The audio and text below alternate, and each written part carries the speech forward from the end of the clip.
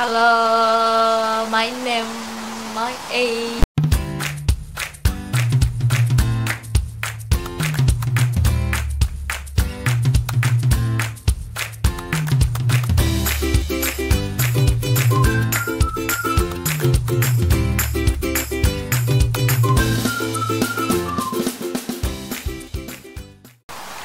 Oke guys, welcome back to my YouTube channel. Nah, sesuai dengan janji gue kemarin, sekarang gue akan bikin video tentang belajar bahasa Jepang. Nah, kita akan mulai dengan yang namanya huruf bahasa Jepang. Nah, huruf bahasa Jepang itu ada beberapa jenis ya. Tapi sebelum kita masuk ke sana, kayaknya nggak afdol deh kalau kita nggak coba voice of customer. Maksudnya gimana? Maksudnya kita akan tanya dulu nih sama salah satu pelajar yang udah belajar bahasa Jepang, khususnya untuk katakana, hiragana, dan kanji. Nah, kita akan tanya apa aja sih kesulitannya dan gimana sih metode belajar yang udah dia jalanin selama ini. Dan kebetulan gue punya sepupu yang juga memang masih duduk di bangku SMA dan dia juga sangat excited dengan yang berbau-bau Jepang gitu, dan dia juga kebetulan sudah melakukan beberapa kali pelajaran bahasa Jepang dan udah lumayan juga nih katakana dan hiragananya. Yuk kita tanya dulu. Nah, ini dia. Mungkin bisa diperkenalkan dulu siapakah Anda gitu.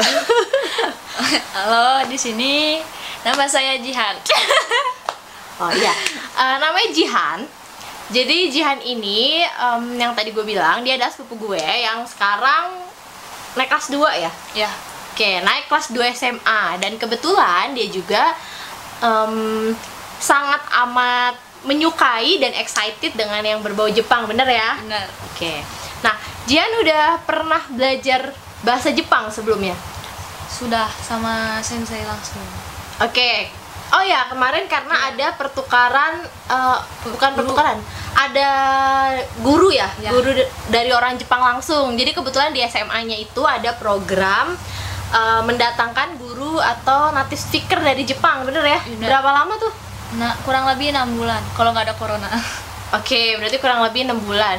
Nah, karena kita fokus tentang belajar katakana dan hiragana, coba dong sedikit diceritain gimana sih cara metode belajarnya itu seperti apa dan kesulitannya seperti apa sih ketika kamu belajar katakana dan hiragana? Kalau dari hiragana kesulitannya awalnya cuman kayak iseng-iseng aja gitu, ngebercandain senseinya.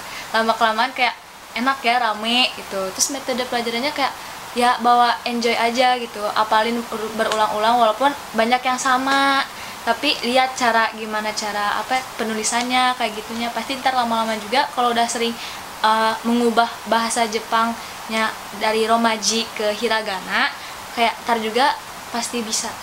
Oke, berarti poin pertama adalah kesulitan yang dialami dalam belajar huruf Jepang adalah ada beberapa huruf yang sama. Iya. Bener nggak? Iya. Oke. Yang sama itu antara hiragana dan katakana atau hiragananya sendiri ada yang banyak yang sama nih? Hiragananya sendiri ada yang sama. Oke, berarti poin pertama yang akan kita kupas habis supaya nanti ketika belajar kita nggak menemukan kesulitan yang sama adalah gimana sih caranya supaya kita tuh nggak bingung dan supaya nggak ketuker-tuker ya? Iya. Oke, huruf-huruf yang sama.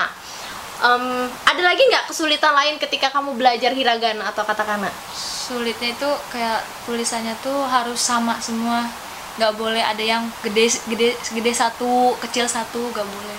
Oke, berarti kesulitan yang kedua adalah proporsional ya. Jadi bentuknya itu harus proporsional. Oke, berarti poin kedua yang harus kita kupas habis supaya nanti kita belajar juga nggak mengalami kesulitan yang sama adalah bagaimana sih cara menulis huruf hiragana atau katakana yang bentuknya proporsional. Gitu. Oke, ada lagi nggak selain itu kesulitannya? Mungkin menghafalnya yang sulit, menghafalnya butuh waktu lama.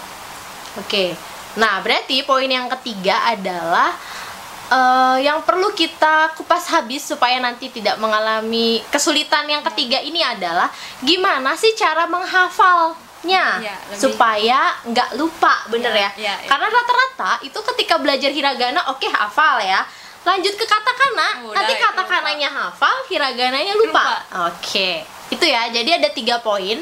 Tadi yang pertama adalah hurufnya sama, yang kedua adalah apa tadi? Lupa saya. Yang kedua adalah bentuk yang proporsional. Iya. Dan yang ketiga adalah bagaimana cara menghafalnya. Dan Ya. yang keempat adalah niat. Nah, Kalau nggak itu. ada niat nggak akan bisa. Nah itu kalau itu sama seperti video yang sebelumnya ya, Iya. bahwa nggak ada orang yang bodoh, Iya. bener gak sih? Yang ada Maksudnya- orang males ya. Nah kalau masalah niat itu gue sendiri nggak bisa tuh ya, Iya. karena kalau niat itu Dari balik lagi dari mindset dan keteguhan hati teman-teman semua gitu ya. Oke. Terima kasih untuk Jihan atas informasinya gitu kan. Nah, ada yang mau disampaikan dulu di Cimot Channel? Belajar Jepang itu asik kok, nggak susah. Ya mungkin ntar ada lah belajar kanji muntah, mungkin ada. Oke. Terakhir sebelum kita lanjut ke metode belajar, jangan lupa apa? Di like, komen dan subscribe. Subscribe ya, jangan lupa di subscribe ya teman-teman. Oke, terima kasih Jihan.